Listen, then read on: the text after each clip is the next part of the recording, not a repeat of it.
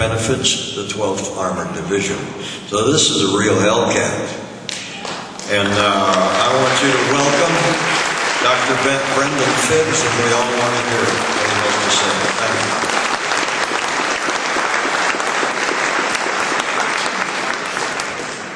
you. You know, we all hated those MASH things from the next war.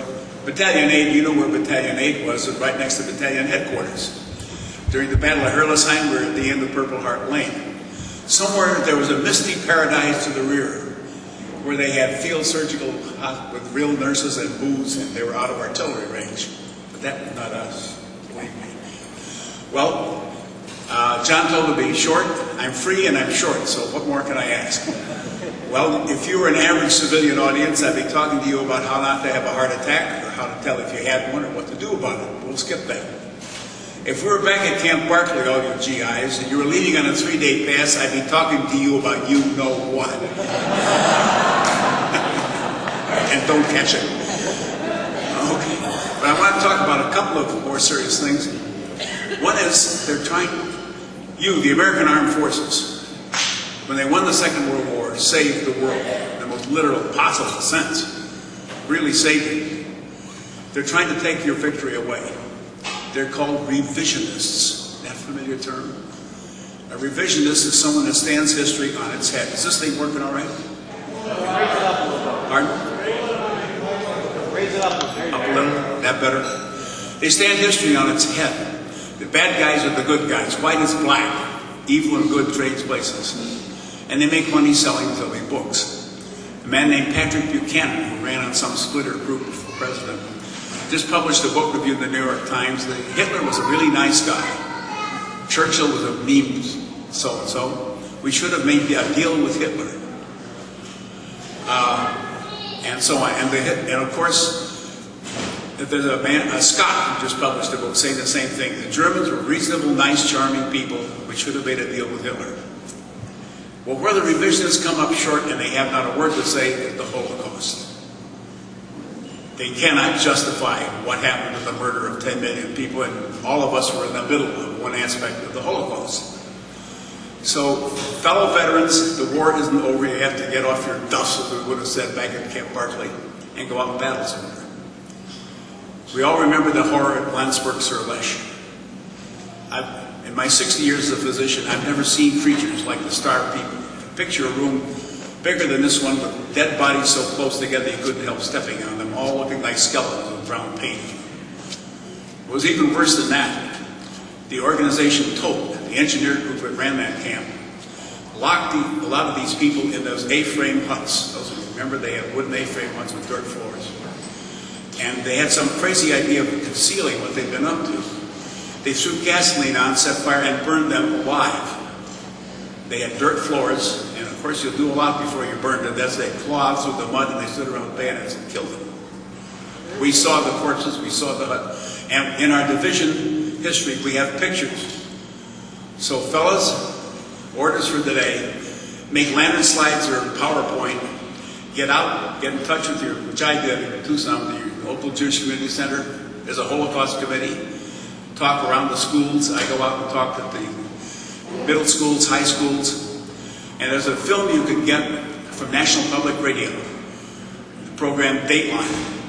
It's called Memories of the Camps. A British Army film that documents every single camp, directed by the great Hitchcock. It's a sound film. Belsen, Buchenwald, all of them. Well, my involvement got more than just Landsberg. We had pulled back to the Danube after the shooting stopped. And a physician came by our headquarters from the concentration camp at Dachau, the first camp. They had an outbreak of typhus. Typhus is a disease you get from being bitten by a louse. And in those days, there was no treatment for it. We didn't have antibiotics yet. And they were overwhelmed, so I got permission from the old man, and I went down and spent 2 weeks in the typhus center at Dachau. And I got to tell you, your worst nightmare doesn't approximate what I saw, what we all saw at Dachau. So, rallying call number 1. Please get out there, fellas, and make a noise. You're in a position to do so. Any questions? Thank you. Okay, next. About military history. I collect military history. I have a wall full of it. And there's the history of the United States Army in World War II, put out by the government printing office by very able historians. And it has the volume called From the Riviera to the Rhine, History of the 7th Army, and that's where we come in. It has the history of Herlesheim. And I picked out, I read it very carefully. And, for example, it said that many casualties, you guys are in the 43rd Tanks, aren't you, some of you? The day of the big fight, the 16th, 17th, many of the tankers were killed in the 43rd, including their commanding officer. That was Nick Novosel. I wrote to the Office of Military History and said, at our last reunion, Colonel Novosel was delighted to find that he'd been resuscitated from the dead and was now in our midst, which he was. Then they pulled another blooper. They talked about us in the Colmar pocket. And they gave us great credit for being a fine division, having weathered our blooding at Herlesheim, and how well we did pushing south to Rufak. And they said, with their newer TDs and direct support, equipped with a very effective 90mm anti-tank gun. 90mm? I said the 12th Armored would have wept tears of pure joy if they'd ever seen a 90mm gun, for God's sakes. I got very nice letters from the Office of Military History saying, yes, they screwed up, to use a vulgar term, on both counts, and they would correct it in the next edition. But something that gets even more to the point, the military history is right about a couple of things. You remember when you all attacked into Herlesheim, General Allen, our division commander, said that this says it in the history book, General Allen estimated there were 500 to 800 disorganized infantry in Herlesheim, in that bridgehead. And in you went 66, 17, 43rd. When we attacked, CCB came in from the other side, from Bischweiler. As a matter of fact, what was in there, and this is the official military history, 16 January, date you attacked, the 39th Panzer Corps, not division, with the 10th SS Panzer Division, the 7th SS Parachute Division. The SS were the Schutzstaffel, the maniacs. One SS division was worth 2 Wehrmacht, we all knew that. The 3rd, 84th, and 667 Assault Gun Brigades, and the Reichsführer's Escort Battalion were waiting there in the Gamsheim bridgehead. Any of you survived is a miracle. Intelligence was spectacularly unintelligent that day. Now for our young friends in uniform there, I want to recommend selective disobedience to bad orders. It's going to be very subversive. They kept, division headquarters believed what Corps told them. Few home guard, Hochstur, go out. And the boys of the 56th, Flag Vander Hof, I helped take care of them, the rest of them were attacking it from the waterworks and getting slaughtered. And Colonel Bromley, the West Point Eagle Colonel, CCB commander, was standing in the aid station there at the end of Purple Heart Lane, in the farmhouse. And it was crammed with casualties, German and American. Germans, interesting, Germans used to scream and Americans swore. I know the Germans go, "Wutty, wutty, wutty," in America. God, man, son. Very striking cultural difference. But I mean, our S3, Al Griswold, one time said, after he left, he said, "Doc, Battalion aid station is a hell of a place to fight a war. You see what's going on, ripped tissues and bleeding and dying." But Colonel Bromley stood there quietly and left. And they came back. I found out later, General Allen and a lot of the staff were right across the street. And he gave him a direct order. He said, "Attack again." He said, "I can't. Charlie, you just had a direct order." He said, "I know it's a direct order, but I can't obey it in conscience." Well, I patted on the back. "Okay, you're tired. Come up to division headquarters, blah, blah, blah, blah." And I remember I was looking out the window while all this brass, and a little T5 8-man named Larish, the 56 was beside me. And in came those 120 mortars. They used to play a tune right up and down that street. Remember that? Warviller. To the end of Purple Heart Lane. And they started marching. And suddenly all we saw were a bunch of distinguished behinds running away. Like this, sculling. And Larry said, "Look at that collection of self-propelled asses." So anyway, Colonel was relieved. And they set up the recon. You guys in the recon, remember when you came up to that Hurlesheim battle and with your colonel, and you made brave attempts to go in and then you guys in the 17th, 66th, 43rd, and boy, we were all listening to the radio at CCB when Novosel's voice faded out. The last comment was, what we need is 10,000 dough, then no more. What the hell did they go? Anyway, finally that got resolved, and one night back came Colonel Brownlee. Walked into the basement command post, plunked his tire down and said, next time the sons of bitches will listen to me. But his refusal to obey an idiotic order, he saved the lives of a lot of people sitting in this room tonight. So my distinguished military friends, remember, God gave you a brain. Don't stop using it when you use a uniform. Wear a uniform. Don't be afraid to make intelligent decisions when somebody's stupid. You must have counted that already. Well, onward. Anybody here from 92nd Recon? Okay, lucky Ellery Likens sent his regards. I talked to him on the phone. He was a lieutenant in the Recon, the only man in the division that got 2 silver stars. He got the first one up on the line January 1 when their big counterattack started. He was in a foxhole.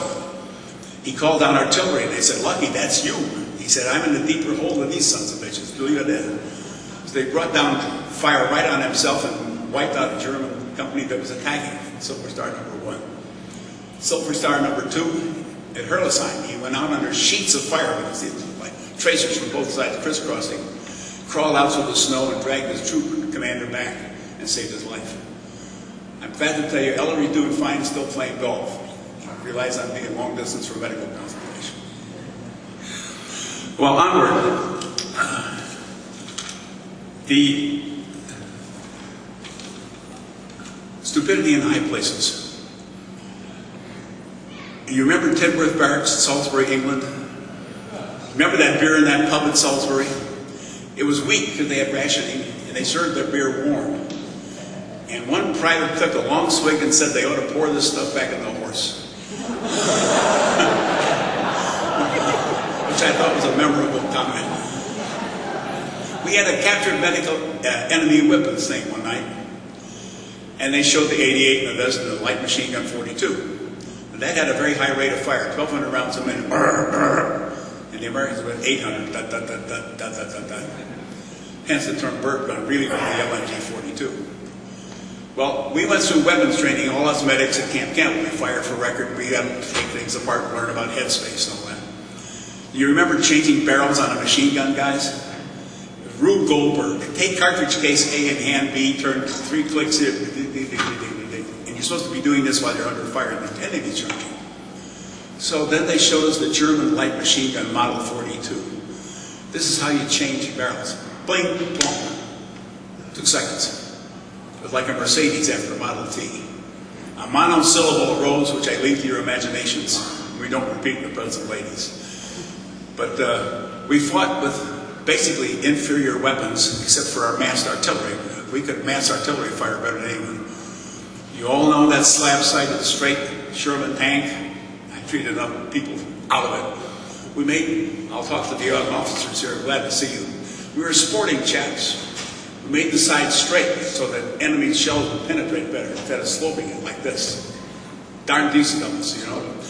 We had a short barrel 75 that would bounce right off the front slope plate of a Mark V or Mark VI tank.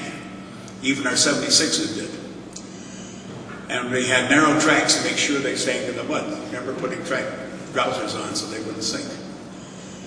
So, but I'm pointing at the man on the line doing the fighting, the killing, knows more about what's going on frequently than the people way back upstairs in some high rarefied atmosphere. Don't forget it. Now, 2 crises we had.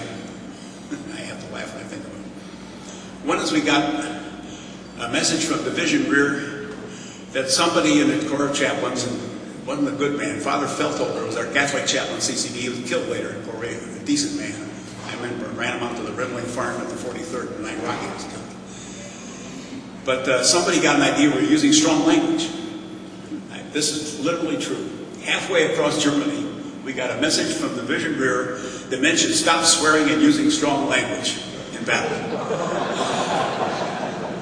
Okay, sure, okay. We'll say gee whiz and darn. Then we had a medical stupidity. You guys may remember you wore these olive drab shirts. And after we crossed the Rhine, there was no time to stop and do laundry, for God's sakes. But the collars of the shirts got black with dirt and sweat. And you got boils on your neck, I know, but you came to me with them. And they were bad, swollen, dangerous septicemia. So the very intelligent GI solution was to look for that. Remember all the parachute silk the Germans had in their houses when you guys were looking for booze or whatever you look for? They had parachute silk all over, right? So they made scarves out of it and put it on. And they came, and I encouraged them after I lanced boiled and give them sulfur drugs, and I said, go get yourself a silk scarf, protect your neck.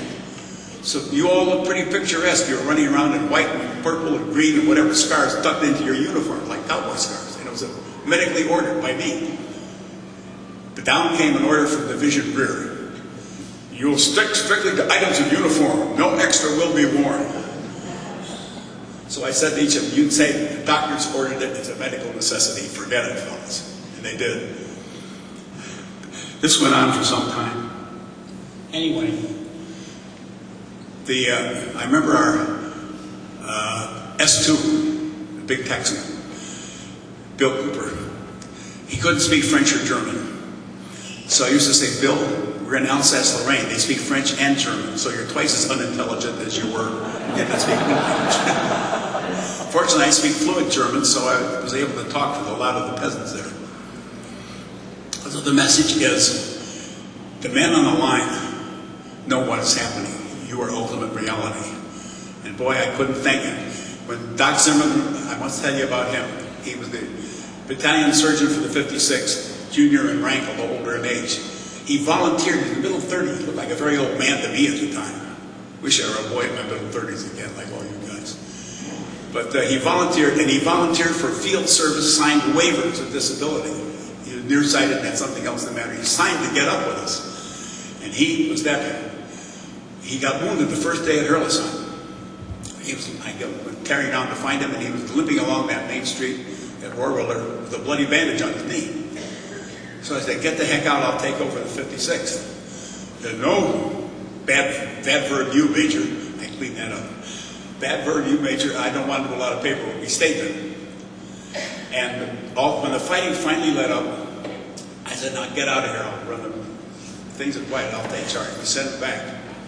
About 2 days later, he came limping back into Rohrviller, still with a bloody bandage. What happened?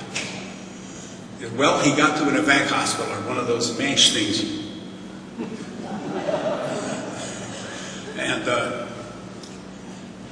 there he was with these frozen, exhausted, bloodied men, the worst fighting in U.S. Army history. Here came a nurse with a tray with hamburgers and hot coffee. And they started reaching, said, ma'am, God bless you, like an Asian. Oh, no, you have to get regular Army ration. This is for the doctor. Yeah. Sometimes they had to operate for 6 or 8 hours. So Zimmerman told her what she could do with her hospital. He looked up the commanding officer and told him what he could do with his hospital. He went out and thumbed a ride back to the front and came limping into the 56th, and he stayed with him at the end of the war. And at the end of the war, that left a mortar in his knee. He's a great man. We owed him a lot. Isolated examples of greatness. But I'm going to run down there. I don't want to go on too long. But I want to read you something I wrote that struck me with great force. I'm an Irishman, so I quote Yeats and James Joyce all the time. Joyce, the great prose writer, cited the epiphany, the feeling he said, I'm trying to epiphanize that lamppost. You see something for what it is in relation to everything about it, the world, the universe, the time, the place. And I had this on the streets of Speyer. Remember Speyer, you guys? I should explain to the others that this was the end of our great Saar Basin encirclement. We were going south, and 7th Army was coming up along the banks of the Rhine. We closed. That was the end of a trap. It was a brilliant maneuver. Very bloody fighting out there. That's where Chuck Willis was killed. But I was standing on the streets of Speyer, and I watched the boys, I think it was the 56th, coming along. On the streets of Speyer, the day was ours, the victory won. There were no more Germans west of the Rhine. And I stood in the sunshine watching files of our infantrymen coming along the street. And in these men, many of whom I had known for years, I was suddenly seeing strangeness, a quality that needed identifying. They were unshaven, filthy from the morning's fighting, slung with ammunition, shirtless, blinking through red eyes, looming a great deal larger than life, formidable, plausibly murderous. Difference was that they had become parts of their weapons. The hardness of these veterans, these survivors, was the hardness of fighting and steel hammered out of many bathes in fire. An almost graceful ease with danger and killing. The unself-conscious reflex competence that Xenophon's infantry must have carried through Kurdistan. The quality that loped the cataphracts through the marches of the Byzantine Empire. The aura of men of legality and civilization who have just renewed the Pleistocene gift for the redeeming savagery that can keep their world whole. In the Second World War, our men didn't torture or ravish. They were still decent human beings. But they were taking the measure of the worst, most perverted gang of murderers in history. These men had won their armor.